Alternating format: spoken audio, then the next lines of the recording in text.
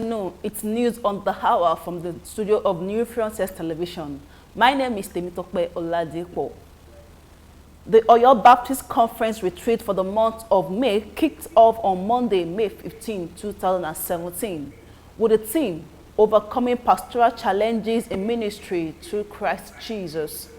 In his teaching, the Bible study leader, Reverend Dr. Gabriel Ola Olanrewaju, described the pastoral ministry as a challenging venture, stating further that church ministers often face a great deal of ministerial stress that could in turn lead to psychological distress. He added that the challenges often include those from the family as a result of expectation that exert pressure on the ministers and members of their families. Reverend Olanrewaju further reiterated that ministers needed to be aware of and accept that challenging times are inevitable in life, but encourage them to stand firm on the word of God. Focus on God's power rather than on the size of the challenge. Stay persistent in prayers and trust in God's plans, even when it doesn't make sense, as these are some of the ways they could overcome the challenges in ministry. Some of the attendants at the retreat elaborated on the lessons from the teaching and they shared their thoughts. Pastors need to be very prayerful. They need to see to the welfare of members of their churches and also fellow pastors to ensure that they do not derail and that they are following the footsteps of our Lord Jesus Christ. And because these are challenging times, there are so many temptations, there are so many things that if one is very careful, one will be taken away by the tide of the country. We see pastors as somebody who should be able to handle everything, because everybody feel we are close to God. And indeed we are close to God. I think our closeness to God will help us. Getting closer to God, especially in handling the home front. You see, the challenges with the church, with the society, it's easier to handle, But with the home front, everybody has their mind, But by the grace of God and with the help of God, we can overcome all these things. How do we overcome this? Is to ensure that we know God and we depend on Him for every challenges we have, and by His grace we will overcome.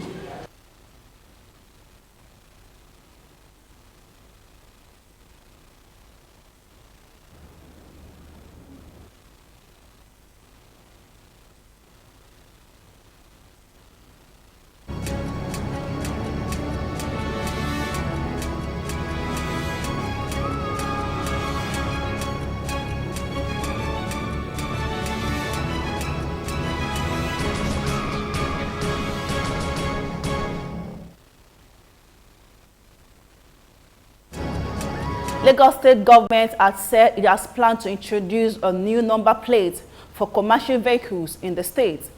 Prince Olanrewaju Elegushi, the acting commissioner for transportation, disclosed this at the 2017 ministerial briefing to mark Governor Akinwumi Ambode's 2 years in office. Elegushi said the new regime of commercial vehicle number plates will ensure clear identification of vehicle registers for commercial purposes. The commissioner said that the state agencies like Motor Vehicle Administration Agency, Number Plates Production Agency, and Ministry of Transportation will fine-tune the operations and issuance.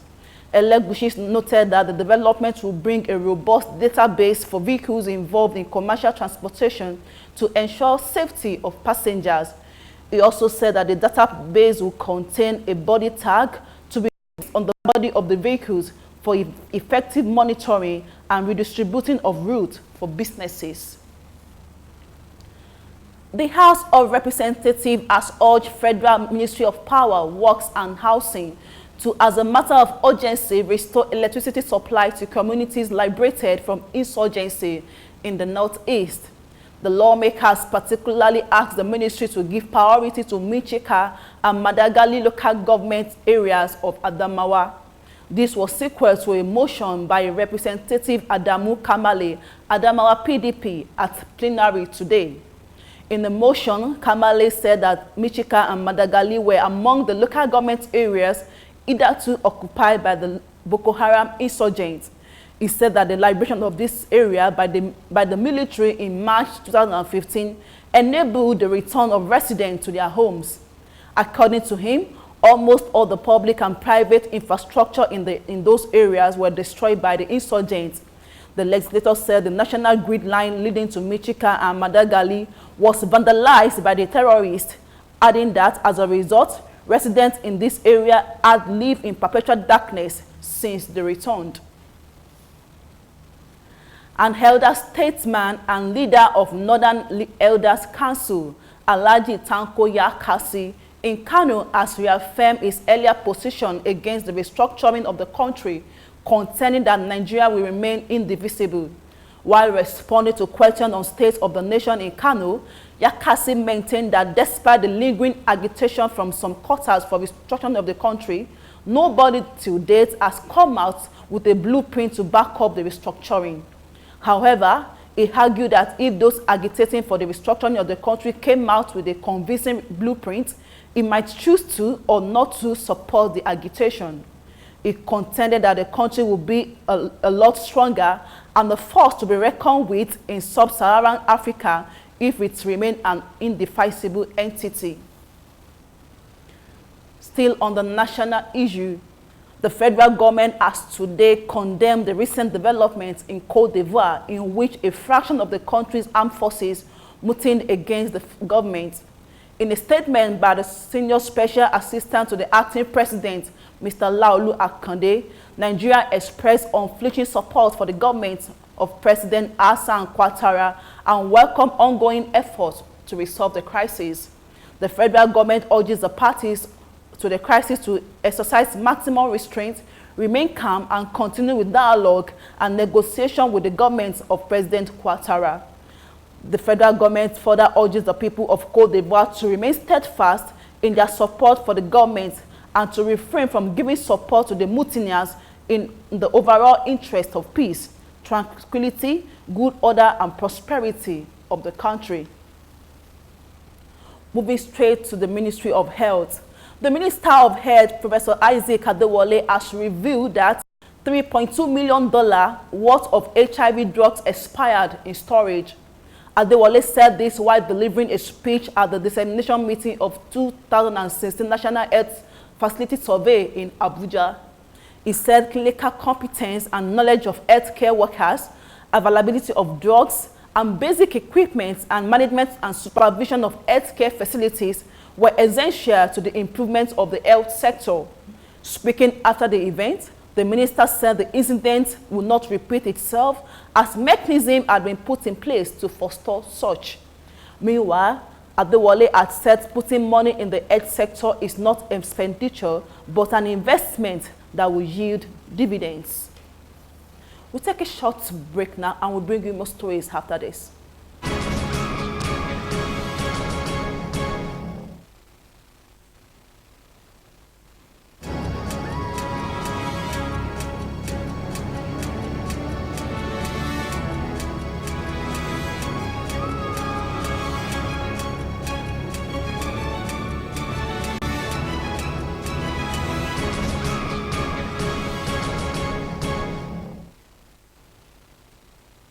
Good to know you are still there with us. It's still news on the hour coming to you from the studio of New Frontiers TV.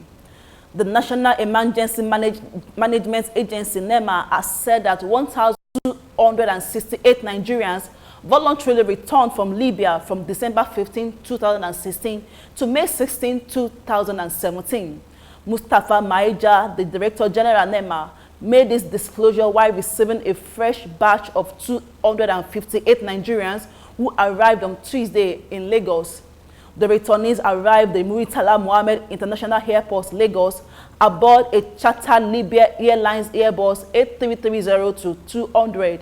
They were received at the Hajj camp of the airport by officers of the Nigerian Immigration Services, the National Agency for the Protection of Trafficking in Persons, NAPTIP, and the police.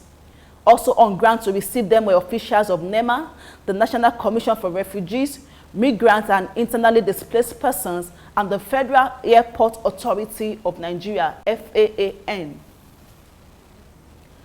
The Nigeria Airspace Management Agency, NAMA, has restated its commitment towards accelerating the digitalization of information service in view of the centrality of data automation to the overall safety of civil aviation. The managing director of the agency, Fola Akinkwotu, made this known on the occasion of the World AIS Day, which was held at the agency headquarters in Lagos. Mr. Akinkwotu maintained that in view of the critical deliverables of an aeronautical information management project and given as they represent a global migration to a dynamic data-oriented, the system that facilitates the time exchange of aeronautical information in an accurate and standardized format from anywhere to everywhere globally on real-time basis, the automation project is a must to do for NAMA. The NAMA boss said that the deliverables include enhancement of e-NOTAM, e-flight planning, EAIP, ETOD, e-chart, e-flight briefing, among others. For the second time in 2 consecutive days, the Department of State Service failed to produce the immediate past National Security Advisor, Colonel Sambo Dasuki, retired, before a High Court of Federal Capital Territory, Maitama, Abuja, for the continuation of his trial on charges of alleged diversion of funds meant for the procurement of arms. The case scheduled to come up before the court today was one of the 2 relating to diversion of arms fund instituted against Dasuki and others by the Economic and Financial Crimes Commission. Due to the DSS failure to produce the ex-NSA in court today, the trial judge, Justice Hussein Baba Yusuf, was forced to grant the request for an adjournment by EFCC lawyer, Mr. Rotimi Jacob San. The judge then adjourned to July 10, 11, and 12, 2017. Still on court matters, Economic and Financial Crimes Commission, EFCC, has rearranged a Lagos State socialite, Fred Ajudua, before Justice Josephine Oyefeso of an Ikeja High Court for allegedly defrauding a former Chief of Army Staff, retired Lieutenant General Ishaya Bamai, of $10.3 million. The defendant pleaded not guilty to the 28th count charge bordering on conspiracy to obtain money by the false pretenses brought against him by the commission. Ajudua was arraigned after Justice Oyefeso had in ruling dismissed his application dated January 6, challenging the jurisdiction of the court to try him. According to EFCC, prosecutor Mr. S.A. Ate, the defendant committed the alleged conspiracy and fraud in 2004 alongside 5 alleged compliances, which while he was in prison. Kwaka said the alleged accomplices are Mrs. Oluronke Rosulu, Alumile Adedeji, also known as Hade Bendel, Mr. Kenneth, Mr. Jonathan, and Princess Amabon William. Justice Oyefeso acceded to Norrison's request and granted bail to Ajudua on the subsisting bail condition granted to him by the Court of Appeal. On that note, we end the news on the hour for time. Thank you for staying tuned. My name is Temitope Oladipo.